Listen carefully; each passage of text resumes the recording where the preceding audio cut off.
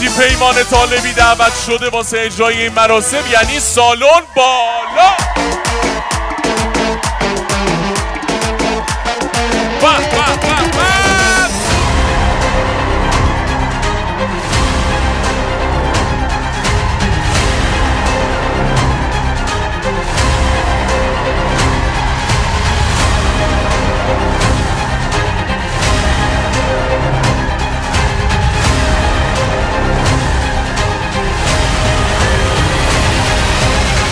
سلام به روی ماه تک تک شما دانش آموزان خاص کشور. تبریک میگم بدون دونتون. خب تک تک شما عزیزان اگر به این جایگاه رسیدید حاصل اول تلاش خودتون و بعد پشتیبانی این دو مجموعه بسیار بسیار بی‌نظیر هستن و البته اساتید به نامی که من الان شنیدم آقا نامبر وان ها در این دو مجموعه دارن کار میکنن. میخوام دعوت بکنم از مدیر عامل محترم مجموعه های تیزبام خبرگان مهندس علی رحیمی.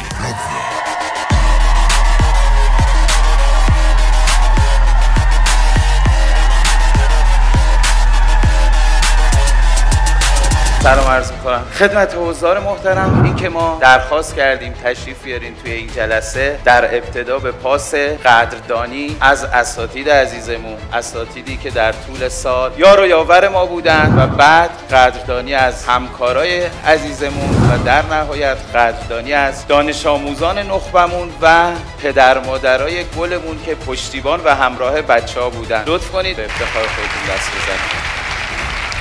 پارامی چیه بچه ها؟ بالاترین ثروت برای انسان پارامیه. یه آدما نون قلبشونو میخورن. دقیقاً درسته. قلب واقعاً مظهر فروتنیه. قلب هیچ موقع خسته نمیشه. میخوایم پارامی رو بشناسیم از قلبمون بشناسیم. قلب همیشه میزنه و اعتراض نمیکنه. بعضی آخه میگن که چرا زندگی ما اینقدر زجر داره؟ من با این مثال جواب این عزیزان رو بدم. زندگی یک فیلمه که بازیگر اصلیش خودت هستی. اگر در فیلم نقش سختی بهت داده کی داده؟ کارگردان اون بالایی خیلی خوشحال باش، چون کارگردان سخت ترین نقش رو به بهترین بازیگرش میده. به افتخار خودتون دست بدید.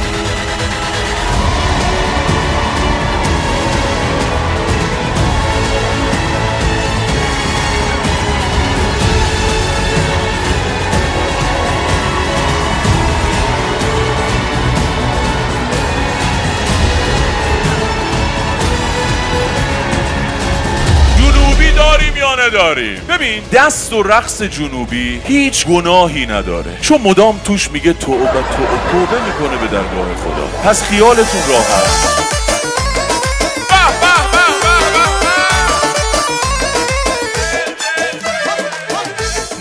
خواننده داشتیم، من میخوام صدای ایشون رو تقلید کنم. اگر شبیهش بود دست میزنید شادیش میرسه به روحش، اگر شبیه نبود تو روحم. جان مریم هوا تو کردم، به جون تو قسم دیگه نمیتونم.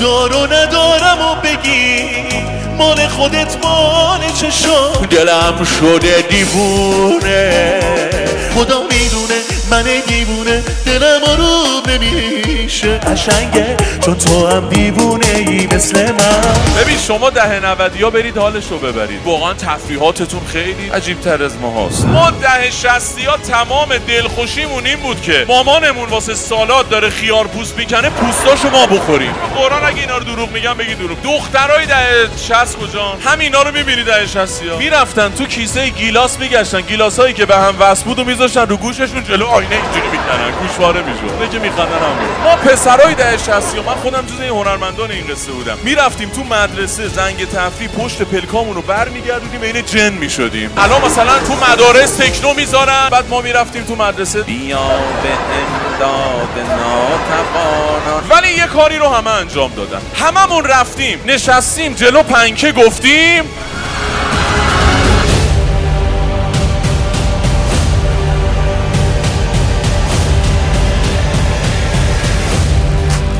بله تقدیر میکنیم از مشاور و مدیر فنی تیزبام و بنیانگذار و مدیر اجرایی تیزبام نازنین بعدی ما استاد مصطفی باقری عزیز و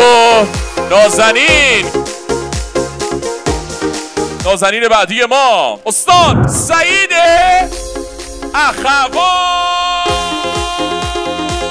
استاد محمد برجی اصفهانی، استاد وحید اسدی کیا. بزرگوار بعدی ما استاد حامد اصلانی عزیز، استاد علیرضا علیپور، استاد تورج لامعی، استاد سهیل هادیان، استاد نیما نامآوری، استاد محمد رحیمی، استاد رضا شمسایی، استاد پویا ایبز. نازنین بعدی ما استاد بهنام رضایی، استاد سید محمد هادی مفاخریان، استاد حمید اصفهانی، مریم کاظمی، حمید اسدی کیا، غلام علی حسنپور. نازنین بعدی ما استاد امین تقی‌نژاد. خیلی پدرانه میخوام بهتون بگم، من میتونم مطمئن باشم یک راهنمایی به شما بکنم که اگر این رو تو مسیر زندگیتون به کار ببرین خیلی براتون موجب خیر و برکت میشه. حداقل برای من که اینطور بوده واقعا. و اونم اینه که بدون توجه به دنیای اطرافتون سعی بکنید بخشنده و مهربان باشید که این در آینده میتونه شما رو از صمیم قلب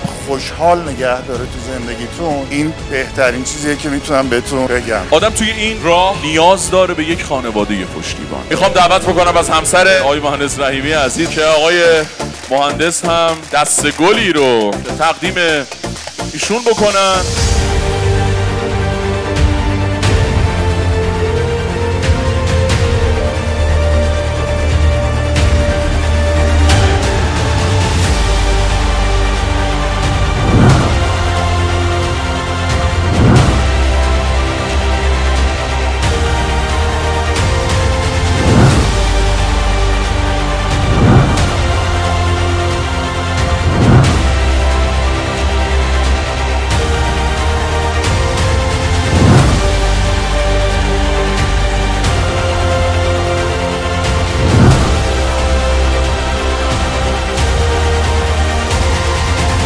میخوام دعوت بکنم از فرزاد فرزی.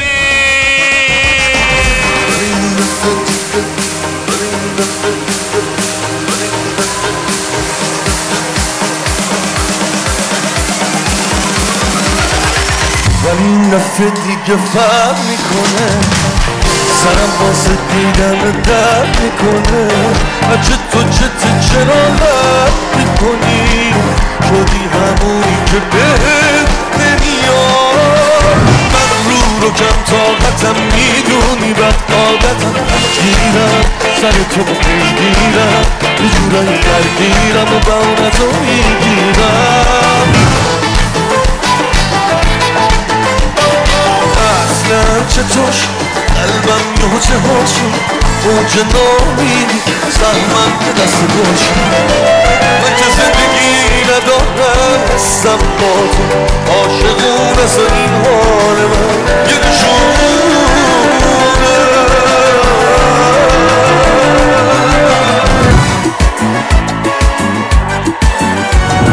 چشم دید و دلم رفت، نشستی توی قلبم. آره دور دنیا رو زدم تو رو پیدا کردم. 100 دفعه عاشقت شدم، 100 دفعه تو بکردم.